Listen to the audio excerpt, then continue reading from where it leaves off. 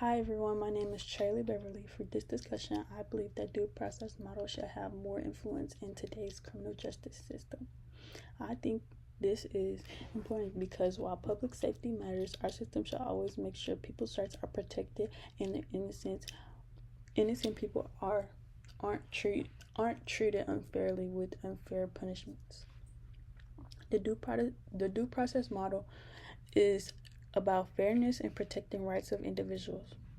It ensures that before someone is punished, they get fair trial, legal protection, and an opportunity to defend themselves. It may slow down the system a little bit, but it puts an accurate over speed. On the other hand, the crime control model focuses on efficiency and catching the offenders quickly. It's about stopping crime fast to keep the community safe, even if sometimes mistakes are made along the way. I think due process should take more priorities because once someone's rights are violated, the damage cannot be undone. One clear example is Miranda rights. When someone is arrested, police are required to tell them they have the right to remain silent and the right to an attorney. This is due process protection that makes sure people don't accidentally incriminate themselves or get pressured into saying something they don't understand. Without this safeguard, people, especially those who are poor, young, and unfamiliar with the legal system, could be taken advantage of.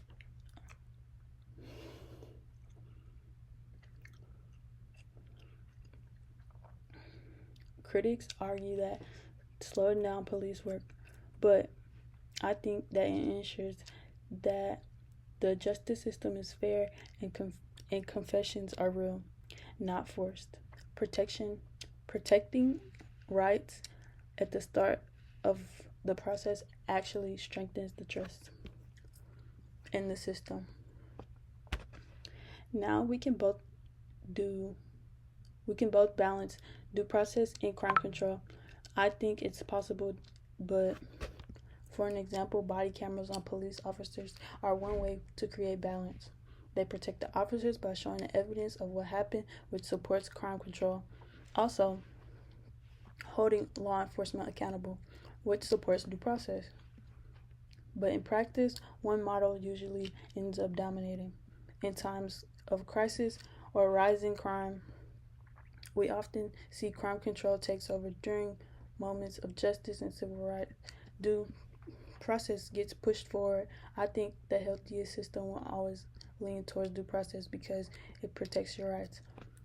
You can still punish the guilty fairly. In closing, I believe that due process model should be guided towards today's criminal justice system. It protects fairness, prevents wrongful punishment, and makes the system more trustworthy. Crime control is important, but without due process, the system is at risk, becoming more about punishment than justice. At the end of the day, a safe social is one where people can trust the system and both be treated fairly and get their justice.